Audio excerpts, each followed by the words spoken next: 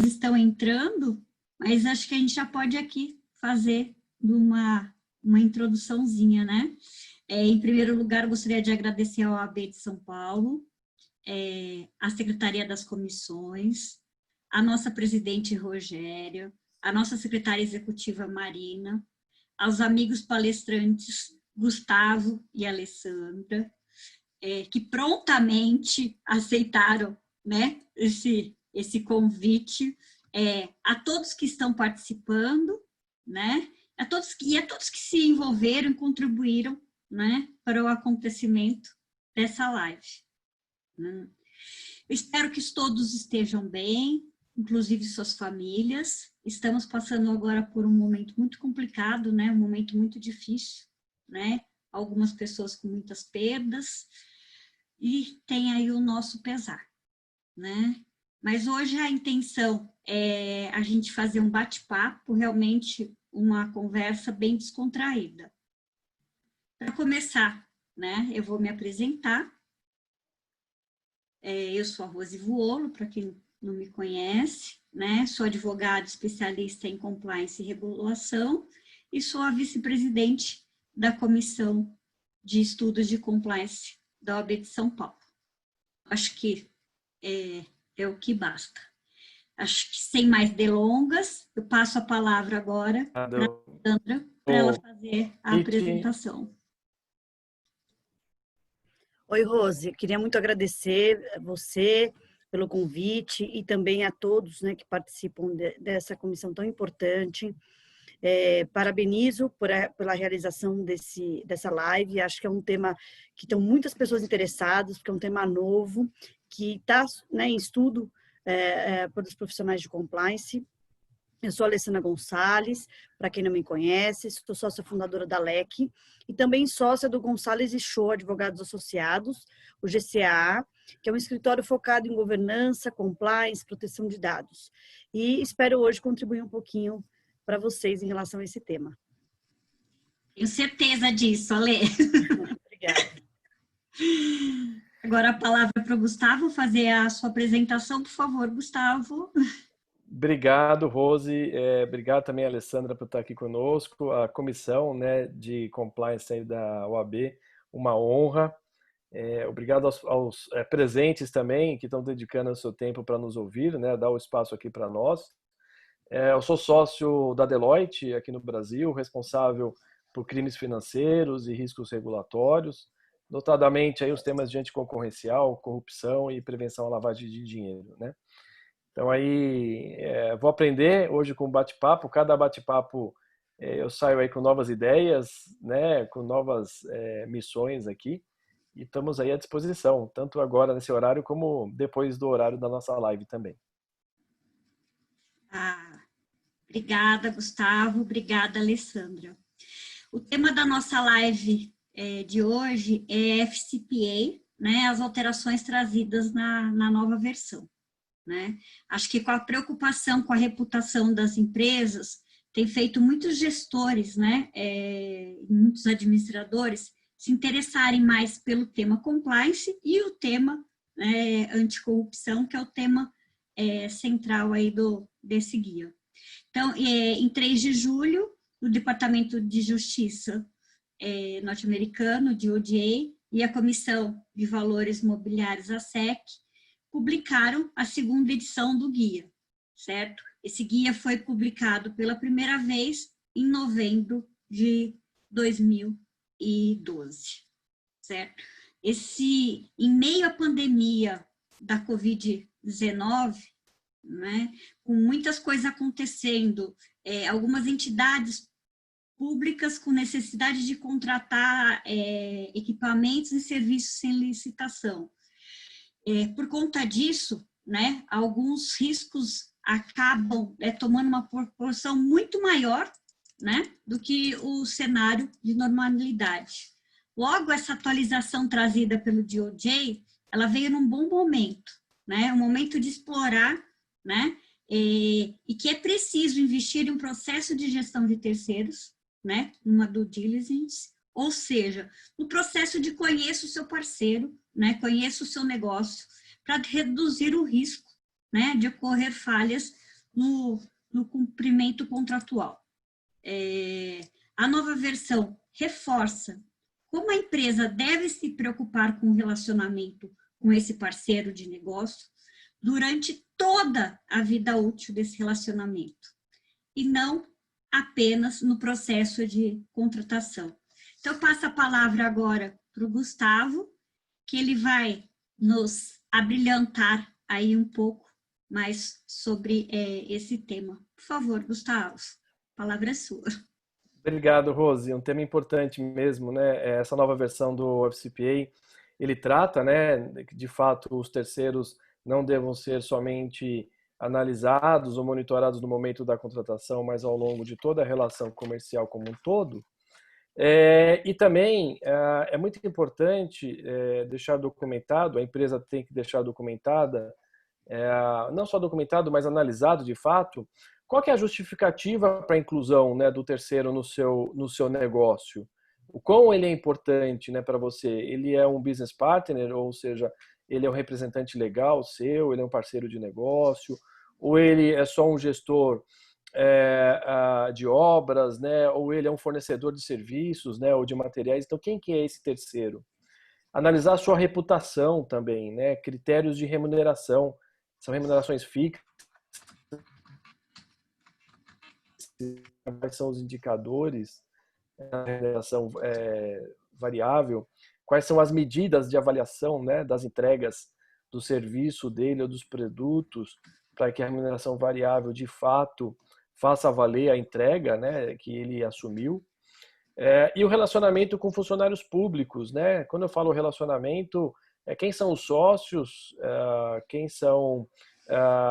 ele vai te representar nas autarquias, né, ou nas relações comerciais. Veja que aqui não tem um limite para se fazer uma due diligence, né, de conhecer os sócios.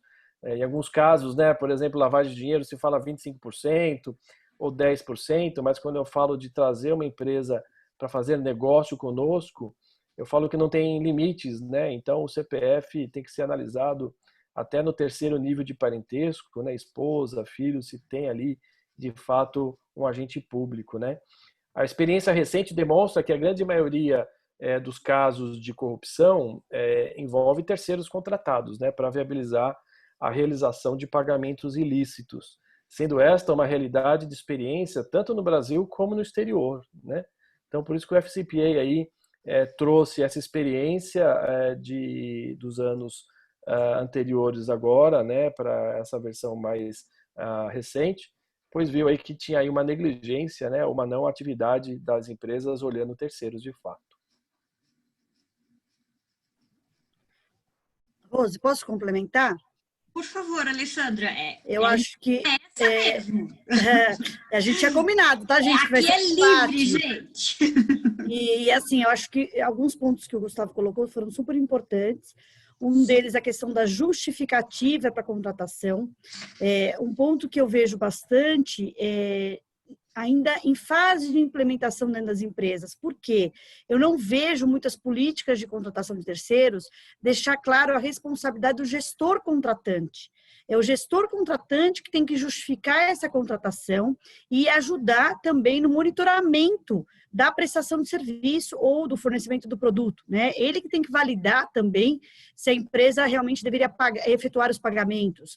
E é importante que fique clara a responsabilidade desse gestor contratante, caso ele não faça adequadamente esse trabalho.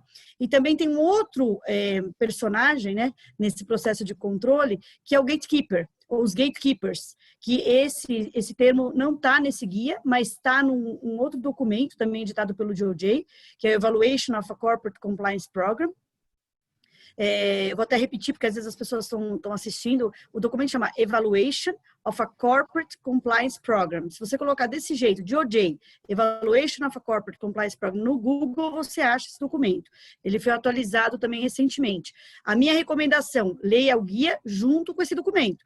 Porque o guia, ele é super legal, porque ele traz muitas informações sobre o FCPA. né? Principalmente, assim, quais são as interpretações hoje do DOJ e SEC em relação ao FCPA. Mas ele não traz tanto em relação ao programa de compliance, tanto que o capítulo de programa de compliance é até pequeno. Ele vai falar mais da lei mesmo, né, e das interpretações. Então, esse outro documento que eu citei, ele entra mais no programa. E esse outro documento usa essa expressão gatekeepers, para falar, olha, os agentes dentro da empresa que vão ajudar compliance, por exemplo, a área de contas a pagar, né, a área de suprimentos, são gatekeepers, são áreas que precisam ser treinadas para ajudar, né, a área de compliance no monitoramento de várias frentes, né, do programa, inclusive de terceiros. E aí também um ponto interessante que o Gustavo falou, a questão de valor, né, dos contratos. Então, alguns red flags que esse guia traz, comissões excessivas, grandes descontos para terceiros, foram casos já que aconteceram em relação ao FCPA. Se o Gustavo falou bem, né, conhecer quem é esse terceiro, não é uma empresa de fachada. Quem é o beneficiário final desse terceiro? Será que esse terceiro não está ligado realmente a um agente público? E também a questão dos pagamentos, né? Para quem que eu estou pagando? Eu estou realmente pagando só para o terceiro ou ele está me indicando uma conta diversa, ou até uma conta offshore? Então, eu só queria complementar, porque eu acho que esses são pontos realmente importantes para a gente analisar nessa gestão de terceiros. Nossa, Lê, obrigada. Acho que pegando esse seu gancho, inclusive, me veio que aqui no Brasil, né, a gente tem a resolução 4557, né, do Conselho Monetário Nacional, que é aplicado a todas as empresas que estão sujeitas à aprovação do Banco Central do Brasil, né, estão sob a supervisão do Banco Central. Na resolução, que ela, acho que é de 2017, ela já fala dessa importância dos terceiros, né? O quanto essa contratação é relevante e o quanto desse tratamento que você tem que dar. E você vê que aí vem o guia, né? E traz ainda mais esses pontos. O guia também ele esclarece, né, a deficiência nos sistemas de controles contábeis internos dos emissores.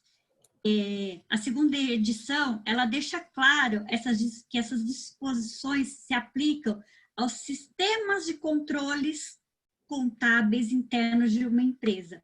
Ele adiciona a palavra contabilidade do texto anterior, né? Justamente para esclarecer e não confundir com sistema de controles internos. Ele acrescenta essa contabilidade.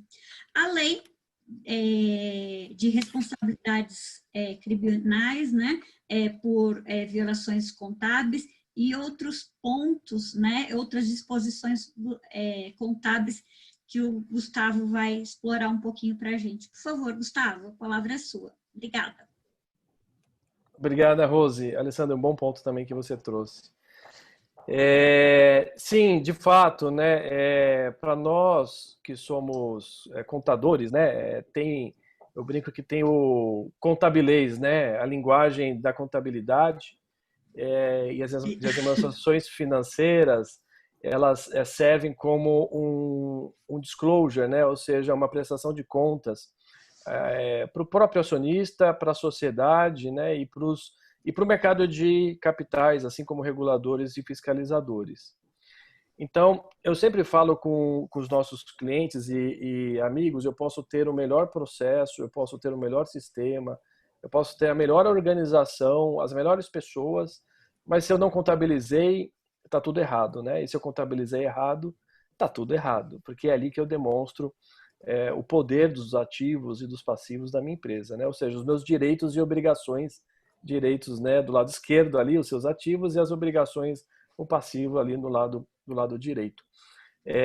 Quando nós temos um caso de fraude, né, um caso de crime, é requerido, né, que a alta administração faça a diligência devida para verificar se o crime ocorrido ele ocorreu de um fato isolado, né, ou seja, só aquele que veio ao conhecimento, ou se ele permeia por toda a companhia, né, inclusive fora da companhia, com terceiros também, né.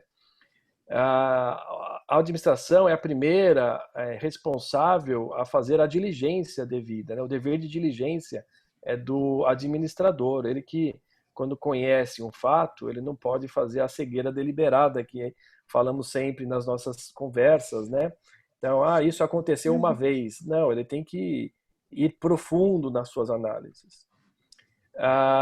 Quando acontece de uma empresa não fazer a devida diligência, quando vem conhecendo uma fraude, né, ou um crime, notadamente os seus auditores, eles não emitem o teu parecer até que isso seja de fato feito pela empresa.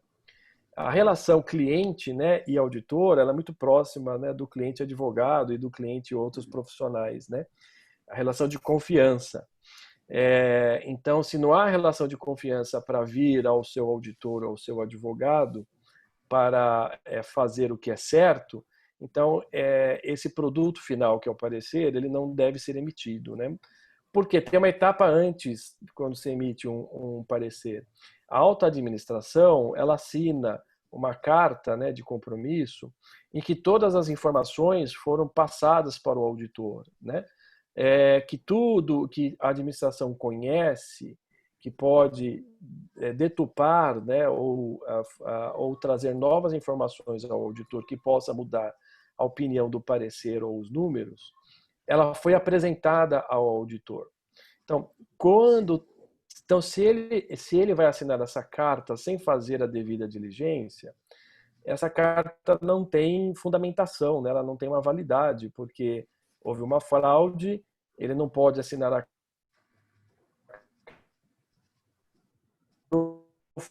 a fraude isolada, que os envolvidos não mais na companhia, todos foram ali de fato isolados, né, ou adotadas as medidas ali disciplinares, e foram feitos todos os esforços para implementar controles, novas regras, mudar parceiros de negócio.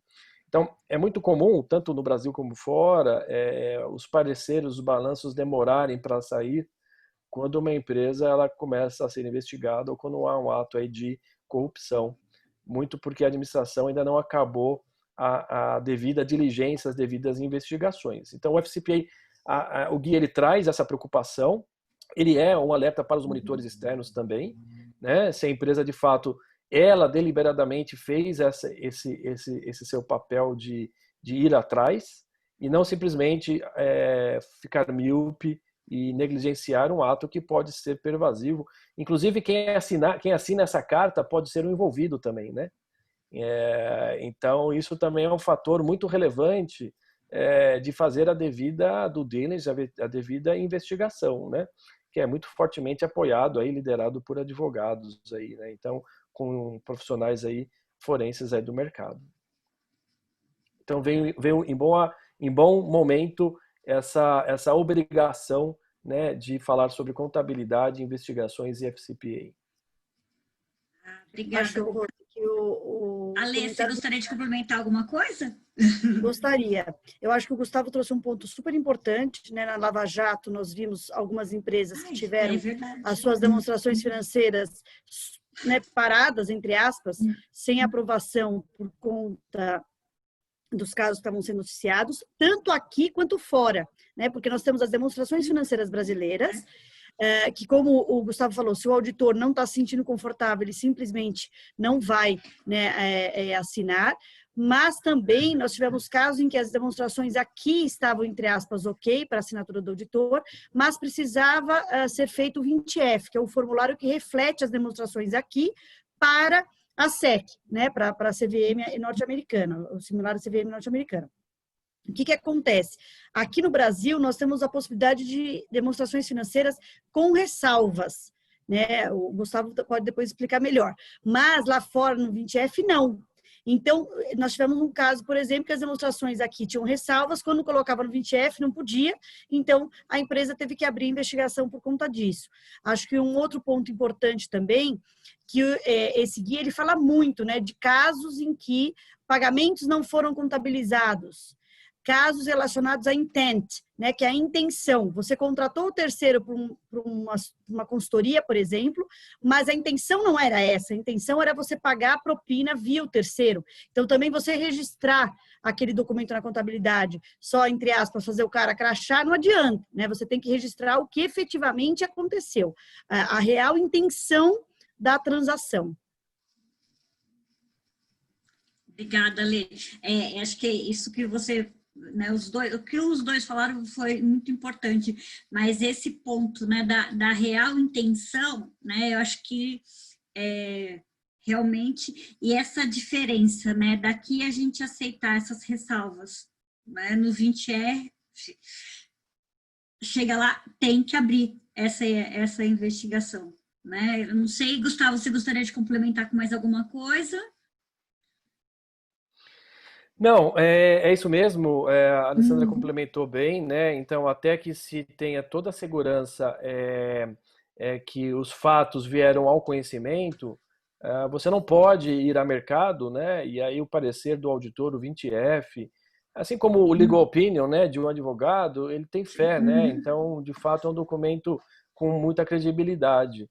Então, se você não tem, se o auditor ele não se sente seguro ou que a administração não seguiu os procedimentos de diligência, não pode ser emitido, né? Então, por isso que o guia ele traz essa relevante orientação. O monitor externo tem se atentado de fato a isso também, né? Então, o próprio guia ele é um guia para o monitor externo, né? E aí também para a monitoria interna, né? Então, quando a área de compliance ela toma o assento após você assinar um termo, né, um acordo de leniência, ou um termo de cessação de conduta, um TAC, né, seja ele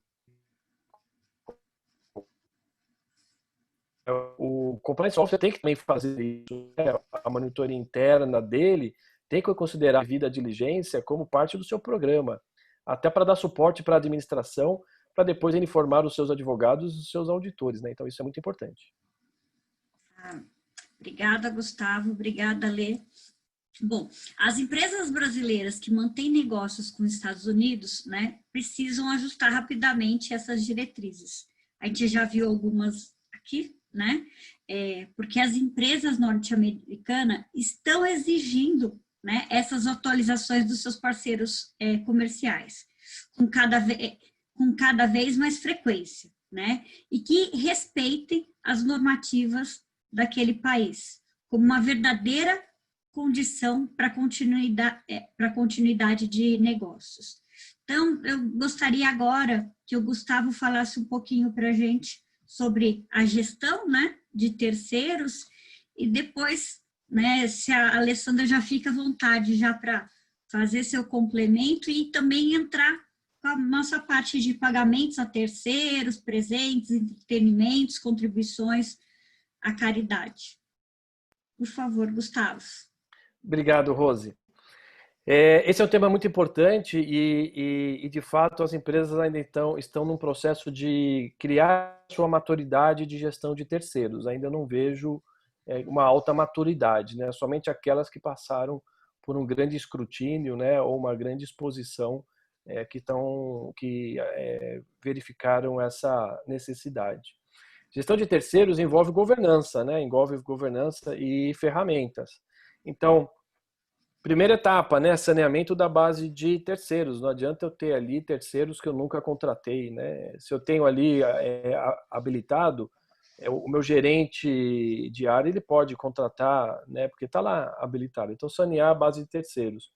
Definir uma governança, né? Então, eu tenho lá comitê de contratações, comitê de compras estratégicas, eu tenho alçadas, eu tenho compras diretas, né? Então, eu tenho que ter uma definição de governança sobre isso. Elaborar políticas, procedimentos, diretrizes, né? Dar os treinamentos para suas pessoas, dar os treinamentos para os seus terceiros, principalmente, né? Você está vindo na minha casa, na minha empresa. O que você não pode fazer? Né? Isso é muito importante.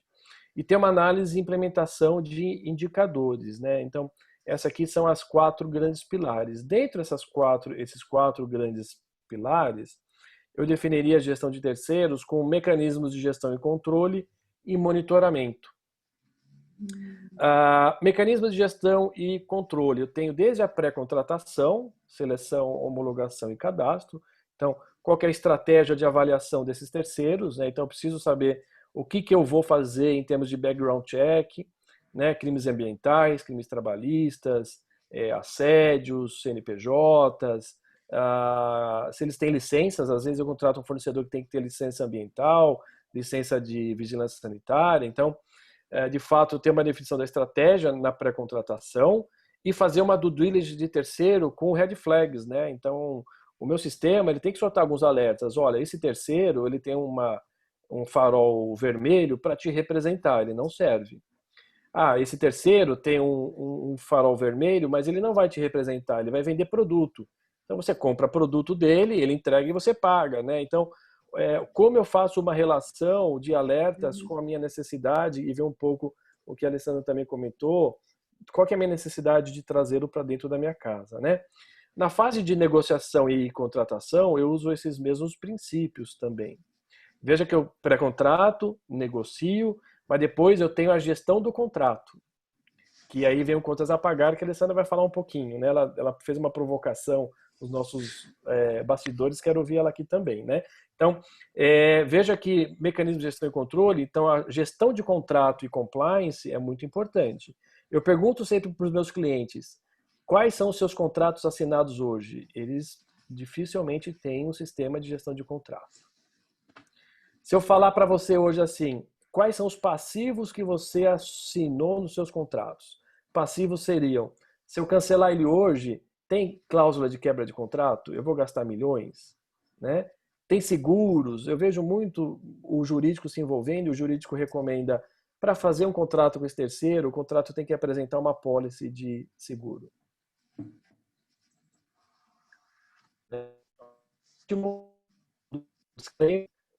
Você tem aquele terceiro, mas alguém pediu a apólice do seguro daquele terceiro, porque era um fato relevante, né? Ninguém pede, né? Então veja que tem uma disciplina aí de gestão de contratos, né? Depois, análise dos controles de fornecimento de serviço, né, de materiais, relacionamento, mídia negativa no seu relacionamento, né? E aí, inclusive, procedimentos de descontinuidade do seu terceiro, né? Então, qual que é o modelo de descontinuidade daquele meu terceiro? Veja que esses mecanismos são gestão e controle. O outro tópico e último, né, seria monitoramento. Então, monitoramento de incidentes de terceiros críticos, né? Eu tenho a gente vê hoje na mídia, né, algum presidente ou diretor de empresa falando algo que vai contra os princípios éticos da empresa e ele é desligado, né? Então, acompanhá-lo.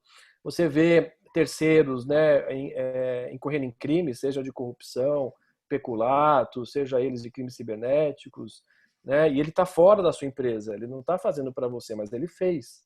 Então, como você monitora isso e traz essa informação para a tua empresa, né? Para falar, esse terceiro está aqui dentro, né? Tem uma auditoria contínua, inclusive inspeção in loco, para saber se o valor financeiro que ele transita com você condiz com o tamanho da empresa. Às vezes, nas nossas diligências, nós olhamos o endereço da empresa, é o mesmo endereço do sócio, não tem problema, é um microempresário, né? Então, isso não tem erro. Mas à medida que você vê a volumetria e o que ele vai entregar, você equipara a uma empresa fabril, deveria ter um centro de distribuição, aquela empresa deveria ter uns 5.000 funcionários, não condiz o porte com a natureza jurídica, né, e o tamanho dela declarada, né? Então eu vou lá, visito em loco. Então veja que esses são os mecanismos, né, que aí eu recomendo para a gestão de terceiros, para que você não tenha surpresas e que você atue proativamente no princípio do FCPA de você monitorar as pessoas que você trouxe ao mercado, né? Pessoas que você trouxe para o teu ambiente e está te representando. Seria isso. Bom, fica difícil, né? Mas eu vou tentar continuar aqui a fala do Gustavo. Alguns pontos que eu achei bem legal que ele colocou, né? A questão da auditoria. Uma vez um cliente me procurou, ele tinha acabado de entrar numa empresa, né, como compliance officer, e ele falou assim, olha, conversei muito já com o CEO e com outros gestores da empresa, e nós entendemos que o grande risco da empresa está em terceiros. A gente acredita que pode ter muita coisa errada envolvendo terceiros. Ele falou, por onde você acha que eu deveria começar? Aí eu falei exatamente para ele, em linha do que o Gustavo falou. Começa pela base. Puxa o que você já tem de terceiros e levanta uma análise baseada no quê? No risco. Então, você vai analisar, você vai fazer alguns tipos de classificações, valores, o objeto do contrato, né? Porque se é um contrato, por exemplo, de consultoria, às vezes o valor não é tão alto, mas pode ser que aquele serviço não tenha sido prestado. Então, você cria alguns critérios, né, métricas de risco, faz uma análise da base, e com essa análise você já consegue fazer, por amostragem, algumas auditorias, como o Gustavo falou. Inclusive, além dessa questão de endereço, a gente já pegou muitos casos em que o objeto do terceiro não condiz com o serviço que ele presta. Ou seja, é uma empresa de fachada, é uma empresa que foi constituída ali só para ser contratada, ou uma empresa recentemente constituída, uma semana antes do contrato. A gente já pegou várias situações, né? Através dessa auditoria a gente consegue pegar isso. E o que eu concordo com o Gustavo quando ele diz que essa gestão de terceiros, ela ainda precisa ser desenvolvida dentro das empresas. Em algumas a gente vê realmente uma gestão efetiva, mas eu acho que ainda a gente tem muito caminho pela frente em várias empresas. Entrando de novo aquela questão que eu falei dos gatekeepers. Não dá para a área de compliance fazer tudo. Então, a área de compliance, ela precisa de parceiros, desde esses gatekeepers, que vão tentar ajudar, impedir, por exemplo, um pagamento indevido.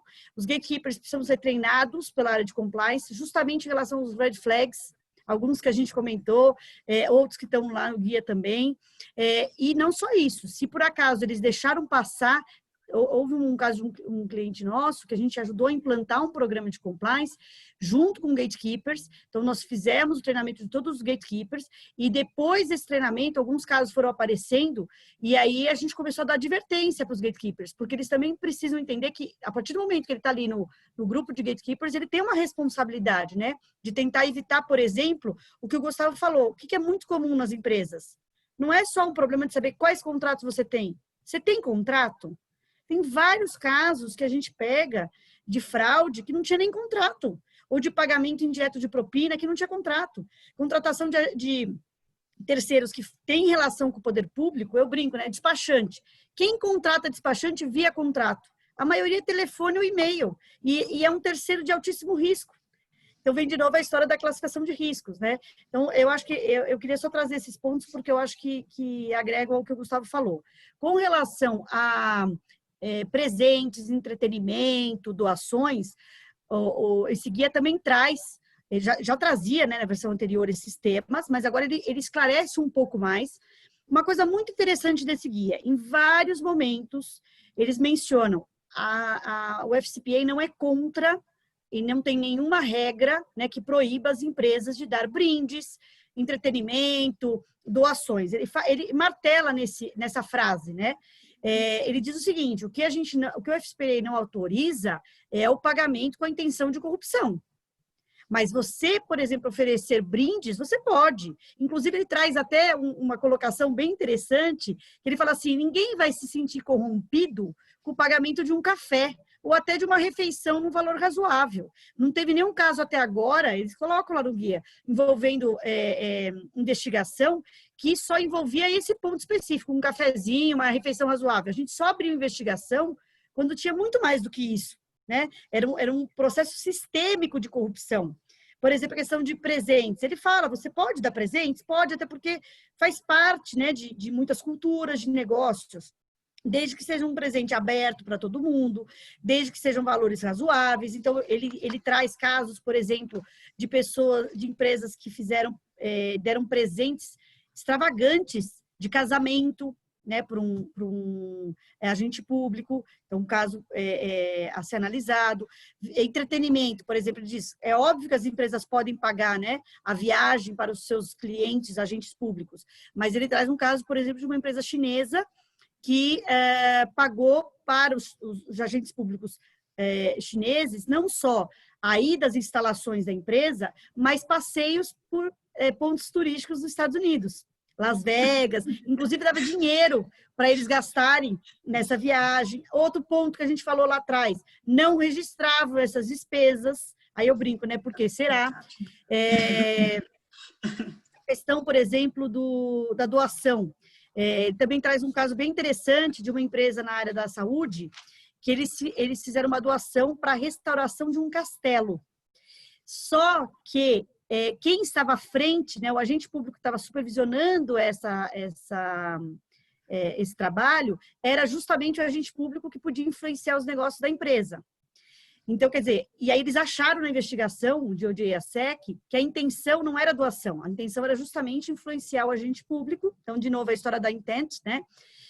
A doação não tinha sido registrada, e pior, a empresa tinha uma política de doações que dizia que só podiam ser feitas doações ligadas à área da saúde, porque era uma empresa da área da saúde, ou seja, não tinha nada a ver a restauração de um castelo. Inclusive, acho que só entrando mais nesse ponto de doações, o guia bate bastante, né, na necessidade da due diligence, da entidade que está recebendo a doação, fala que a entidade tem que atestar que vai cumprir com o FCPA, que isso é uma coisa que a gente pouco vê, fala da efetiva finalidade dessa doação, né? Para que você está fazendo essa doação? Você está tendo algum benefício por trás dessa doação?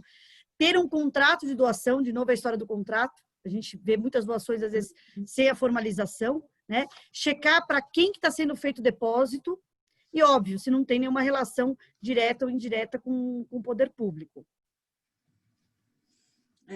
Eu acho que pelo que vocês dois falaram, né, aqui a gente fica assim, mais uma vez, né, você ter uma matriz de risco, né, você tem que ter então uma matriz de risco para monitorar, fazer essa gestão desses terceiros, né, para ver quais eu vou fazer uma diligência aprofundada, quais não dá para fazer para tudo, mas para alguns obrigatoriamente eu tenho que fazer. Eu acho que isso realmente para você ter uma gestão e para você ter um devido monitoramento seria importante. E mais uma vez, né, essa questão da intenção, né? Nada mais gente, que a transparência, né? Qual é a verdade, o que tem por detrás disso, né? É muito complicado. Essa edição, ela fala também mais profundamente sobre os princípios da responsabilidade corporativa da empresa sucessora sob a FCPA, incluindo uma discussão, né, sobre, nesse contexto, né, sobre fusões e aquisições. Ela fornece exemplos de ações, né, de execução, né, do DOJ, oferece conselhos práticos às empresas no que diz respeito às devidas diligências e divulgações.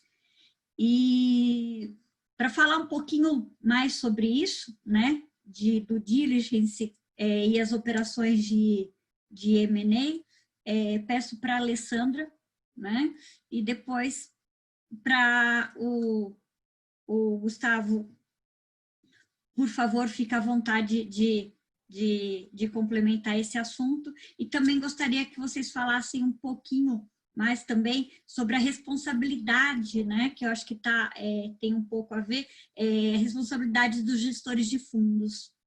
Obrigada, gente. Rose, acho que esse é um ponto muito importante, porque nós falamos da due diligence terceiros. A due diligence operação de M&A, ela é diferente da due diligence terceiros. Ela é muito mais ampla e ela abarca algumas frentes. Então, é claro que eu estou visando uma empresa, né? Uma target que a gente fala, né? É óbvio que inclui analisar os sócios dessa empresa, essas ferramentas de compliance que a gente utiliza, inclusive, para terceiros. Mas eu tenho que ir além. O que eu tenho que olhar? Eu tenho que fazer, na verdade, um risk assessment dessa empresa. Eu tenho de compliance, claro, né? Eu tenho que olhar quais são os riscos de compliance dessa empresa. Por quê? O que esse guia traz bastante? Casos em que a empresa não fez esse risk assessment de forma adequada e no pós-aquisição a corrupção continuou, porque a corrupção existia ali, eu não detectei, não parei. O que aconteceu? Eu comprei e além daqueles casos do passado que eu vou ter que responder, ainda continuo respondendo no futuro. E aí vem uma questão que é a responsabilidade também dos executivos da adquirida, né, da sucessora, porque no momento que eu aceito que a corrupção continua, eu também tenho uma responsabilidade pessoal criminal, tanto lá fora quanto aqui. Acho que, e um outro ponto, né? Então, essa due diligence, ela se divide em 3 etapas. Uma, eu vou olhar a reputação do sócio da empresa, eu vou fazer um risk assessment de compliance, e também, aí compliance no sentido bem amplo, tá? Anticorrupção, concorrencial, hoje eu incluiria a questão de proteção de dados também, prevenção à lavagem de dinheiro, claro, se for um setor obrigado, então eu tenho que pensar numa due diligence ampla. E o terceiro item seria o diagnóstico do programa de compliance. A empresa já tem um programa de compliance? Como que está estruturado esse programa? Por quê? Eu tenho que pensar no custo. Quanto que a empresa vai gastar para poder equalizar o programa que ela tem, né, no grupo com a nova adquirente. Isso pode impactar, inclusive, o valor do negócio. Então, acho que esses 3 pontos são bem importantes. Eu tive um caso, só para vocês entenderem a relevância desse risk assessment, eu tive um caso em que o cliente nos contratou para fazer essa due diligence de M&A, e no risk assessment nós detectamos que o risco de corrupção era tão grande que existia um risco grande do negócio estar contaminado. Envolvia uma concessão do poder público e nós detectamos que tinha um risco muito grande daquela concessão ter sido concedida com corrupção. Todo negócio envolvia concessão. Ou seja, até o cliente acabou, né, não seguindo no negócio porque era um risco tão grande. Quanto que vale uma empresa se a própria concessão foi obtida com corrupção? Nada, né? Porque se isso for descoberto, o poder público pode, inclusive, acabar com o contrato de concessão. Então, é realmente muito importante. Um aspecto interessante desse guia é que ele fala o seguinte: existe sucessão, óbvio, né? O adquirente responde por casos do passado, desde que a empresa seja sujeita ao FCPA. Se a empresa estiver comprando, né, uma outra empresa que não era ainda sujeita ao FCPA, então, nesse caso, não haveria sucessão. É claro que a gente tem que pensar na lei brasileira, né? Então, uma empresa brasileira, sou de um grupo americano, eu compro uma outra empresa menorzinha, que não tem nenhuma relação com os Estados Unidos, vamos imaginar que ela não é sujeita ao FCPA. Então, eu não tenho a sucessão do FCPA, mas eu vou ter o da lei brasileira. Então, é importante olhar esses 2 aspectos, tá? E com relação a uma coisa interessante também, é muito comum, e o guia traz vários casos, de acordos pré-aquisição. Então, você faz esse assessment, você faz a due diligence, você detecta situações irregulares e você faz o disclosure para o DOJ e para a SEC. Vários casos em que a SEC e o DOJ não abriram investigação contra o adquirente porque ele foi lá, ele abriu a situação, ele cooperou, só penalizou a empresa, os executivos, né, da empresa adquirida, e aí isso pode até, inclusive, ser abatido do preço de compra, né? Isso pode até ser um acordo. Olha, eu detectei tudo isso aqui, que provavelmente é isso que acontece, né? Eu detectei toda essa situação aqui, eu aceito comprar, mas desde que a gente vai ao DOJ, a gente já acerte o passado. Ponto importante, isso ainda não é possível no Brasil, tá? Eu já tive também um caso que nós gostaríamos de fazer. Isso que eu ia perguntar para você, né? Não é. Nós fomos lá, nós batemos a CGU e pedimos essa possibilidade, e infelizmente no Brasil, né, o que não está na lei, o poder público não pode fazer. Então, eles não têm autoridade para fazer isso. Mas é um ponto que eu acho que é essencial de alteração da nossa lei. Porque durante, né, o período de Lava Jato, ficou muito claro, muitas empresas estavam vendendo seus ativos, estavam vendendo alguns negócios e deixaram de ter oportunidades por conta disso, né? De uma maneira geral é isso, acho que um ponto que eu sei que o Gustavo concorda comigo, que a gente tem algumas conversas paralelas, a questão da responsabilidade dos gestores, né, Rose, que você colocou. Sim. O Gustavo vai explorar um pouco mais, mas assim, o que eu vejo? Gestores de fundos, tá, gente, de investimento. Os fundos de investimento, hoje, aplicam em várias empresas. E eu não tenho visto, não sei se o Gustavo tem uma opinião diferente, essa due diligence da forma como tem que ser feita. Quando esse fundo investe, né, nessas adquiridas. E aí tem a questão, obviamente, da responsabilidade do gestor do fundo, porque ele vai ter que responder para os cotistas do fundo, se lá na frente esse fundo tiver que arcar com consequências relacionadas à corrupção. Gustavo, se você puder me ajudar aí com a complementação. Obrigado, Alessandra. Pontos super relevantes. E, de fato, quando a gente fala sobre due diligence, né, notadamente aí de private equities, né, fundos, é muito econômico financeiro, né? E aí a questão legal, trabalhista, ambiental, mas não tem um pilar muito Uhum. forte de reputação e compliance, né? Está começando à medida em que o tema brasileiro, que às vezes o tema corrupção concorrencial, peculato, entre outras coisinhas, se torna mais frequente nas mídias, né? Então se torna a preocupação mais desses private equities, os investidores externos, que geralmente são fundos de pensão externos, né? Fundos aí de aposentados de empresas do governo. Então o tema é muito relevante. Precisa sim se fazer, né, uma diligência. Primeiro, tem um programa de compliance?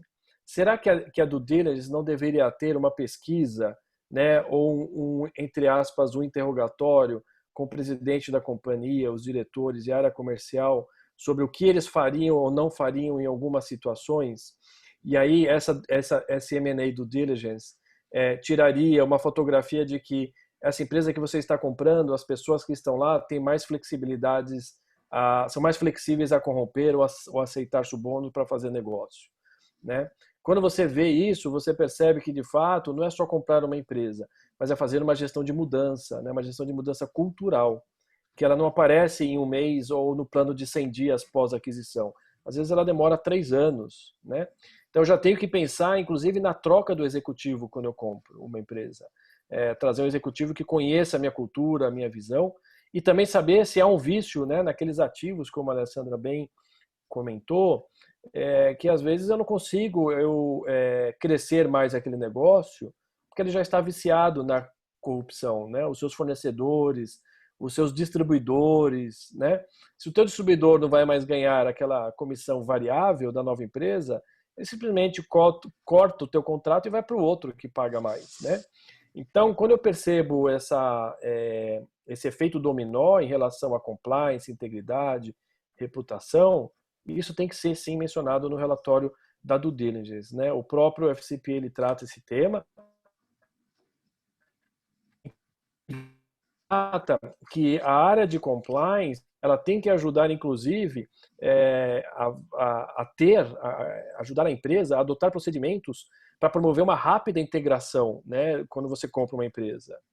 Quando eu falo de uma rápida integração, eu vejo que as empresas têm um bom plano de due diligence, né? Ou seja, eu faço uma boa análise de mercado, eu tenho as empresas on hold, eu tenho as empresas que eu estou buscando, de fato, uma prospecção. Fui lá, assinei o MOU, e aí, quando eu assinei o MOU, eu fui lá e comprei aquela empresa. Agora, a vida que segue. Não, eu tenho que ter um plano de 100 dias para falar para as pessoas novas que, olha, eu comprei a sua empresa, você não vai ser mandado embora, porque as pessoas temem, né? Aí foi comprado, você é mandado embora. Então, você perde capacidade intelectual, né? Quando você compra a nova empresa no plano de 100 dias, tem treinar as novas pessoas, né? Mudar o código de conduta, fazer a equiparação contratual dos fornecedores, desligar ou, né, quando eu falo desligar, seria você descontinuar fornecedores, né? Você fazer todas as reduções ali de despesas que possivelmente a empresa tinha, com pagamentos, o que a Alessandra comentou, de entretenimentos, de brindes, né? É comum também algumas empresas terem os seus produtos em comodato, né? Então, seja maquinário, seja matéria-prima, né? E o comodato leva uma questão muito preocupante, né? Nem todos os comodatos têm contrato. Na área da saúde, eu posso colocar uma máquina dentro de um consultório de um dentista para tirar raio-x. Eu falo, dentista, eu não vou cobrar de você essa máquina, né? Fica aí como comodato. Mas todo o toner, manutenção, tudo você tem que fazer comigo, porque só eu presto manutenção naquela empresa. Imagina isso eu fazendo, né, no consultório público, né, no atendimento do AMA, do SUS, né, um hospital público. Então, comodatos, falta contrato, qual que é a finalidade do comodato? E muitas vezes, quando eu quebro o comodato num pós-deal, eu perco receita. É aí que a tese do M&A, ela cai, né? Então, não traz aquela rentabilidade que estava ali esperada. Era isso. Obrigada, Gustavo. Bom, bastante coisa. E assim, o novo guia, ele adiciona uma nova seção sobre investigação, análise e correção da má conduta, que se concentra na eficácia de um programa de conformidade medido pela maneira como ele responde à má conduta. Recomenda que os programas de conformidade devam ter um mecanismo que funcione adequadamente e com o financiamento adequado para investigações, certo? E essas investigações sejam completas, quaisquer alegações de má conduta da empresa, seus funcionários, seus agentes, bem como um meio para documentar a resposta da empresa a essas má condutas, incluindo quais as medidas disciplinares e as remediações tomadas. Ele discute a necessidade da análise da causa raiz da má conduta, certo? Para remediar as causas, certo? Integrar, né, a parte de lições aprendidas, então o reverso, integro as lições aprendidas nas políticas, nos meus treinamentos, certo? E nos controles da empresa, a fim, né, de evitar futuras violações de conformidade. O que a gente precisa implementar e o que tem sido feito, né? Então, na parte, Gustavo, peço para o Gustavo, para a Alessandra, na parte de monitoramento interno, então, no monitoramento externo, nos testes e revisões periódicas, e nas investigações internas e nas investigações externas. E quero complementar também, se vocês acham que hoje, pelo menos as entidades de representação, elas já estão maduras para autorregular esse tema? Será que, como que vocês enxergam isso? Bom, se vocês quiserem, se achar que é muito tema, eu parcelo, mas passo já a palavra para o Gustavo. Obrigada, Gustavo. Obrigado, Rose. Não, já está aqui na cabeça. Então tá bom. Tá Se bom, precisar, obrigado. eu repito. Tá bom. Olha, de fato, né, o novo guia trouxe aí a questão do monitoramento interno, que o time de compliance precisa fazer isso, inclusive para apoiar, né, os próprios administradores, né, inclusive também para apoiar o monitor externo quando essa empresa ela possui né, seja ele para concorrencial, seja ele para lavagem de dinheiro, seja ele para corrupção, né. Então a gente viu aí casos em que o Banco Central assinou termos de compromissos com alguns bancos, a gente vê o CAD assinando termo de cessação de compromisso, né, de conduta com algumas empresas, e a gente vê aí CGU, né, DOJ assinando aí acordos aí de leniência. Seja ele qual for, o time de compliance deve ter recursos suficientes, né, e acesso às informações para permitir o monitoramento frequente. Acho que começa por aí, né, o compliance falando de acordo com a nova agenda, que não deveria ser nova, né, mas para cumprir a agenda eu preciso ter recursos e acesso ilimitado às informações, né? Bem como bem preparado para testar as políticas, controles, e não somente controles, transações da empresa. Auditar transações é muito importante, né? Eu vejo muitas boas políticas de presentes, brindes, doações, comitê de doações, mas quando eu pergunto, você fez a conta inversa? Vamos lá no balanço, e volta o balanço de novo aqui, né? Vamos lá no seu caixa, não precisa estar na contabilidade, postando quantos a pagar, né, que é o caixa sendo da própria empresa, me dá todos os pagamentos feitos a CNPJs e CPFs, né? Vamos fazer a conta inversa. Será que tudo isso foi aprovado? Será que isso, de fato, passou pelo compliance? Tem um relatório de aprovação? Né? E muitas vezes não porque houve má fé, mas muitas vezes o processo foi burlado. Né? E quando o processo é burlado, ou é um erro não intencional, ou é má fé. Né? Então, aí é uma questão de fazer uma devida diligência. Nesse contexto, né, será imprescindível aí verificar se há alguma restrição a esse acesso de informação. Se eu não posso ter acesso à informação, eu não posso fazer o monitoramento interno. Quando isso acontece, primeira questão, falar com o CEO, falar com o monitor externo, falar com o comitê, mencionando que você tem limitação da sua atividade, né? O que se mostra comum na realidade brasileira como o isolamento da área de compliance das ações estratégicas e comerciais da empresa. Então, se isso acontece, é a página que a gente está falando nessa nossa vídeo hoje aqui, né? Então, para eu falar de monitoramento interno, eu tenho que, de fato, ter um bom desenho da minha área. Então, o tone at the top, né? A melhoria do time de compliance, desenhar bons indicadores, né, para monitorar a companhia, como a Alessandra comentou, eu compliance não consigo olhar tudo, mas o que é relevante. Para eu julgar o que é relevante, eu preciso fazer um risk assessment, né, de corrupção e ter uma matriz de controles internos que fale esse controle não pode ser mudado nunca sem o meu consenso, porque ele é primordial para eu detectar e monitorar crimes de corrupção. Atualizar o código de conduta, ter regras de hospitalidades, né, de brindes presentes, definir a due diligence.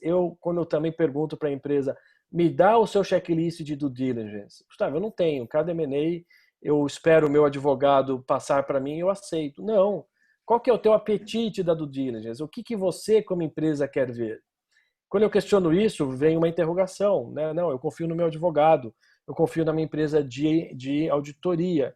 Não, tem que partir de você. Você está contratando o serviço. Se você está contratando, você tem que saber o que você está pedindo. A parte de monitoramento de despesas, né? Toda a questão do QIC, conheça o seu cliente, o seu fornecedor, conheça o seu funcionário, né? A questão de doações, eu chamo de ABC Trainings, né? Todo o teu programa de treinamento. Quando eu falo sobre... Tudo isso está dentro de monitoramento interno, tá? Quando a gente fala sobre por que eu tenho que monitorar, mas eu tenho que saber o que e como. A parte do ABC Trainings é muito comum também. Eu tenho treinamentos, eu tenho webinars, eu chamo pessoas de notório saber para vir aqui falar, né? Fala bonito. Tá bom, mas qual que é o teu plano de treinamento? Quem você quer atingir?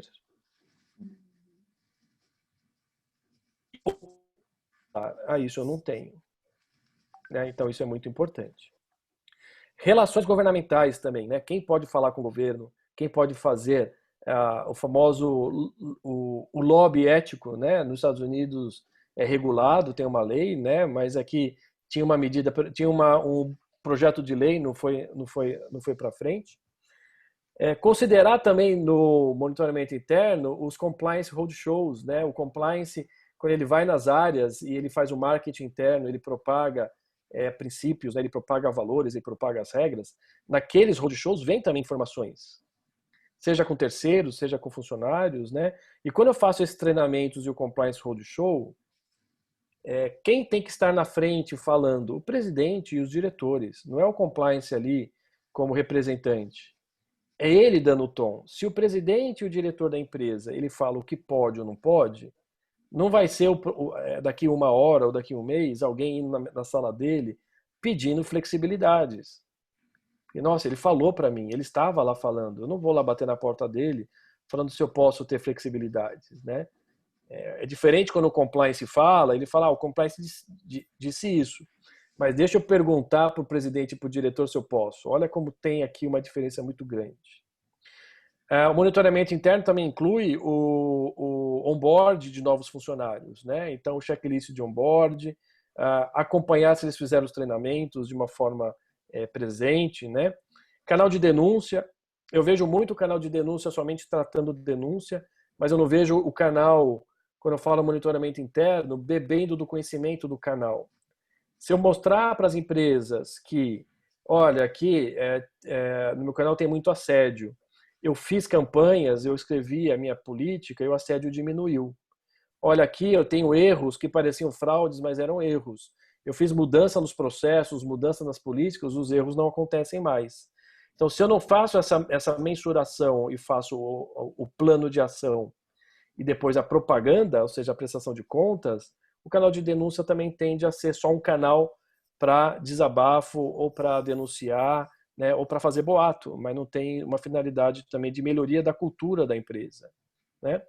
Criação do comitê de ética, depois implementar... Tá vendo que tudo isso eu não falei de controles ainda, né? Somente depois disso que eu vou falar de controles, de procedimentos, de testes, né? Os compliance self-assessments, né?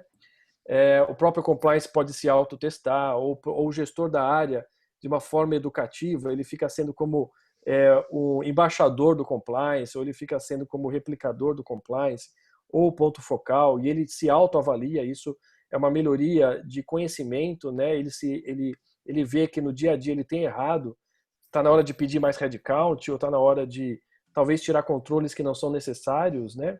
E só lá no final eu falo de auditoria interna, só lá no final eu falo de trazer, né, alguém para fazer um forensics. Então veja que esse processo é um processo de desenho, implementação e de assurance, de auditoria de fato, tá?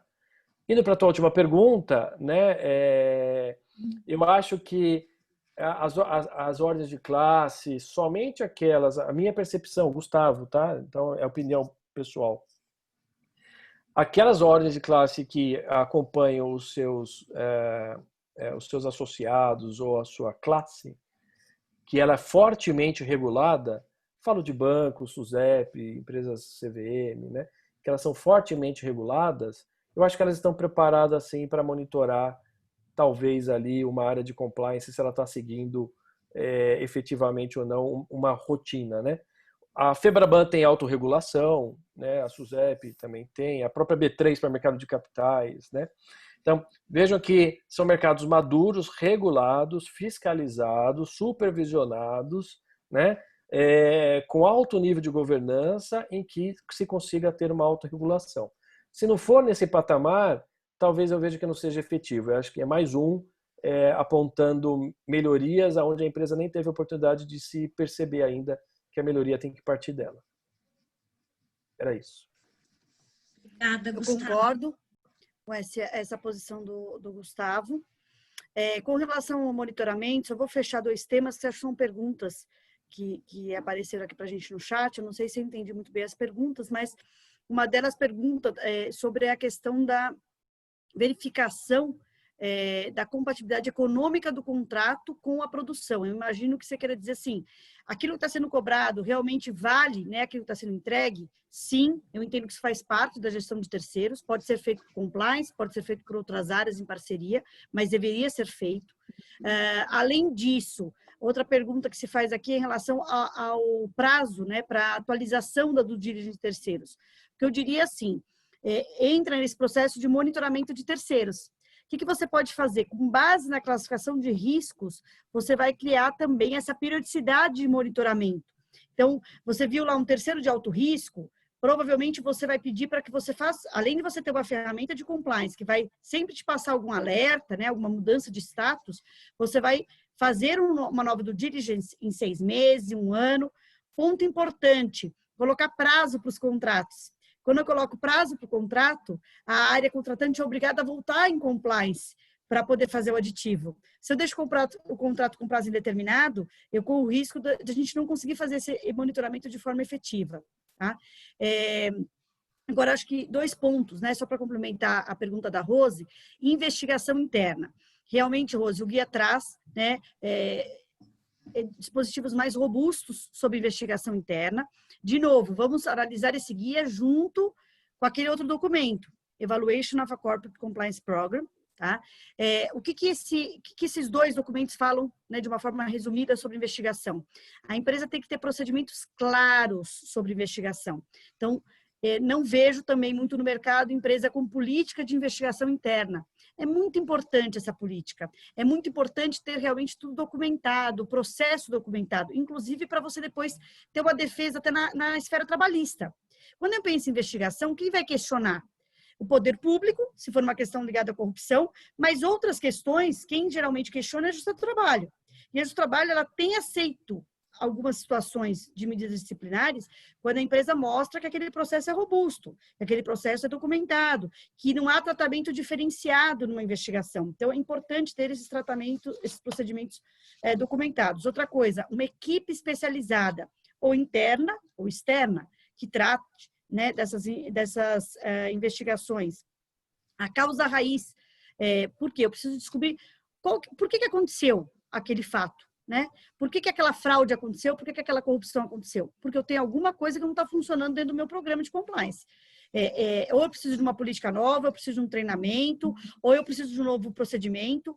O que esse guia bate muito é assim, lessons learned. Eu não posso deixar acontecer de novo aquilo que já aconteceu. Então, não basta só você investigar e punir aqueles envolvidos. Você tem que ter a remediação. Né? Inclusive, um ponto interessante que o guia fala, né, do monitor externo, e ele reforça aquilo que já tinha saído um outro documento do DOJ em 2018, sobre monitorship, né? Que ele fala assim, que a intenção do DOJ da SEC não é indicar que a empresa indique monitor, ele vai indicar por casos excepcionais. Mas quais são esses casos excepcionais? Os casos em que ele vai analisar a gravidade da infração, a duração daquela infração, se aquele ato ele é um ato isolado, ele é sistêmico, dentro da empresa e até fora, como o Gustavo falou, pode ser até fora, envolvendo terceiros ou fora em outras jurisdições. Né? O perfil da empresa, o tamanho da empresa, a qualidade do programa de compliance, óbvio, quando aconteceu o fato, né, não depois. E a rapidez com que ela faça a remediação. Eu participei de um caso, eu posso falar porque é público, né? O DOJ declinou qualquer tipo de penalidade de investigação à Eletrobras. Por quê? Porque a Eletrobras tomou uma posição muito proativa. Quando começou o envolvimento da Eletrobras na Lava Jato, e a Eletrobras abriu uma investigação interna, ela rapidamente foi ao DOJ, à SEC, e disse, eu estou aqui, eu quero cooperar, inclusive também perante as autoridades brasileiras. E isso foi muito importante para a declination no DOJ. E na SEC foi uma multa assim, muito pequena em vista, né, das outras empresas. Por conta dessa cooperação, por conta de uma investigação independente e também por conta da rápida remediação. Então, acho que de uma maneira assim, mais overview, que eu sei que o tempo está acabando, eu queria passar esses pontos sobre investigação e monitorship. Ale, obrigada por lembrar do nosso tempo, realmente ele tá apertado. Bom, eu queria passar agora para os dois, para vocês falarem um pouquinho aqui das nossas lições aprendidas, fazer as nossas considerações finais. Mas eu aqui já agradeço, né? Nossa, sempre a gente tem muito a aprender, ainda mais com essa dupla. E já passo imediatamente aqui por favor, quem começa? Gustavo, pode ser, Gustavo? Tá bom, obrigado. Bom, parabéns, né? Audiência ótima, perguntas perfeitas que trazem dúvidas no dia a dia. Lições aprendidas, focar uma boa gestão de due diligence, uma boa gestão de terceiros. Tem os seus procedimentos de due diligence, então vocês liderem o que vocês querem ver e saber. Todo M&A, compliance tem que estar, os seus advogados têm que estar juntos, os seus auditores têm que estar juntos. Faça as diligências reputacionais, as diligências de compliance, as diligências de risco de conduta. Isso é uma consequência posterior, né, às aquisições. É difícil hoje falar, né, a questão da empregabilidade, né, a questão sobre dizer sim ou não, né, alguma gestão de compliance, mas não aceitem a condição, né, do head de compliance de não ter visões, de não ter informações, de ter investimento. Quando eu falo investimentos, é pessoas, é dinheiro, né, é tecnologia. A gente tem que entender de fato que a empresa ela está evoluindo, ela está crescendo, mas isso não pode ser eterno. Tem que ter um tempo delta de investir no departamento de compliance para trazer todas essas preocupações e os riscos da companhia. Eu falo que a melhor lição aprendida é quando o compliance officer e o advogado e o auditor ele fala para o seu cliente, né, ou para o seu diretor, falando, olha, eu estou aqui para te ajudar, eu estou aqui para te proteger de você mesmo. Né? Quando eu falo para você, não faça, eu estou coibindo decisões em não compliance. Ou estou ajudando decisões em compliance. Então, se eu sento na ponta da mesa, é porque eu sou a pessoa principal da mesa. Né? A ponta da mesa é quando todo mundo olha para a esquerda ou para a direita para ser ouvido, né? Se eu sento no meio da mesa, eu estou ali só para ouvir. Então, o nosso desafio aqui, como lição aprendida, é sentar na ponta da mesa e mostrar de fato que nós estamos defendendo o CPF e o CNPJ, né, da empresa que nós trabalhamos ou somos contratados para isso. Era isso. É isso mesmo, Gustavo, eu concordo. E o que eu sempre falo, é importante que a empresa entenda. A empresa, quando eu falo assim, todos os colaboradores, não só a alta gestão, né? Para que serve um programa de compliance? Exatamente o que você falou, para proteger a empresa. E a área de compliance, ela tem que se colocar nessa posição de área parceira, porque senão as coisas não vão vir para compliance. E compliance não vai ter o destaque merecido. Mas eu quero finalizar agradecendo a Rosa, agradecendo a OAB, agradecendo a Rogéria, eu sei que todas, a Marisa, todas que estão na direção desse comitê, porque esse comitê é muito importante. Ele traz sempre, vocês estão fazendo lives semanais, parabéns, vocês trazem sempre iniciativas, né, de divulgação de conhecimento. Quem me conhece, acho que quem está percebendo pela live, eu adoro, né, estudar compliance, eu adoro conversar sobre compliance, então foi uma delícia conversar com vocês hoje. Vou fazer um Blim Blim, nosso escritório escreveu um artigo sobre esse guia, então quem quiser ter acesso no site do GCA. E também, assim, eu estou à disposição no LinkedIn para quem quiser também conversar comigo. Algumas pessoas me procuram para trocar informações, para pensar sobre temas de artigos. Eu sigo à disposição de vocês, tá bom? E um abraço, né? Um beijão aí para meus amigos, Rose e Gustavo. Muito bom. Bom descanso para vocês. Adorei, aprendi. Alessandra, aprendi. Rose, aprendi. As perguntas aqui colocadas fizeram uma ótima provocação. E, como você disse, somos todos entusiastas, né, do tema. E não tem hora para falar, não tem hora para debater. Muito obrigado. Obrigado à OAB, à comissão e a todas vocês que lideram com grande maestria aí esse grupo. Gente, então, mais uma vez, obrigada. Obrigada, Gustavo. Obrigada, Alessandra. Obrigada a todos que participaram e a todos que vão assistir. Eu tenho muitos pedidos. Essa live está sendo gravada, que eu quero receber. Esse assunto é muito importante. Então, assim, o WhatsApp aqui está bombando. Então, é um tema que é de muito interesse e agradeço a vocês de estarem dispostos a compartilhar todo esse conhecimento. Eu também amo compliance, está no meu sangue, está na minha veia. É um tema que, se pudesse, eu ficava aqui, ó, horas e horas. Gente, mas muito obrigada. Um abraço a todos. Fiquem bem.